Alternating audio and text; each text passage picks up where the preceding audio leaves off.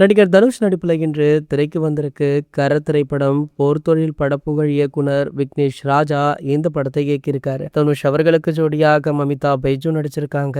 மேலும் முக்கிய ரோல்கள்ல மலையாள நடிகர் சுராஜ், இயக்குனர் KS ரவிக்குமார், கருணாஸ், ஜெயராம் உள்ளிட்ட பல செலிபிரிட்டிஸுமே நடிச்சிருக்காங்க. படம் திரைக்கு வருவதால கடந்த ஒரு வாரத்திற்கு மேலாகவே படக்குழு தீவிரமான ப்ரமோஷன்ல ஈடுபட்டுட்டும் இருந்தாங்க. படத்திற்காக தனுஷ் அவர்கள் வாங்கிய சம்பளமுமே சோசியல் மீடியாக்கள்ல வெளியாகி வைரலாச்சு. அதாவது இந்த படத்திற்காக நடிகர் தனுஷ் அவர்கள் சுமார் 58 கோடி ரூபாய் சம்பளம் வாங்கியிருக்காரா. இது அவருடைய முந்தைய படங்களை விட ஒரு மிகப்பெரிய தொகை அப்படின்னுமே சொல்லப்படுது. மேலும் பாத்தீங்கன்னா முதல் முறையாக நடிகர் தனுஷ் அவர்களுக்கு ஜோடியாக மமிதா பைஜு நடிச்சிருக்காங்க. மமிதா பைஜு தற்போது கோலிவுட்ல பல டாப் நடிகர்களுடன் நடிச்சிட்டு இருக்காங்க. சோ கண்டிப்பாக அவங்களுமே ஒரு மிகப்பெரிய இடத்தை பிடிப்பாங்க அப்படின்ற மாதிரி எதிர்பார்க்கப்படுது. சோ இன்று வெளியாகி உள்ள கர திரைப்படத்தை பார்த்து ரசிகர்கள் பிரபலங்கள் அப்படின்னு பலருமே புகழ்ந்து தள்ளிட்டும் இருக்காங்க. சோ தற்போது இந்த படத்துடைய FDFS காட்சியை பார்த்த சூப்பர் ஸ்டார் ரஜினிகாந்த் அவர்கள் நடிகர் தனுஷ் அவர்களுக்கு வாழ்த்து தெரிவித்தது மட்டுமல்லாமல்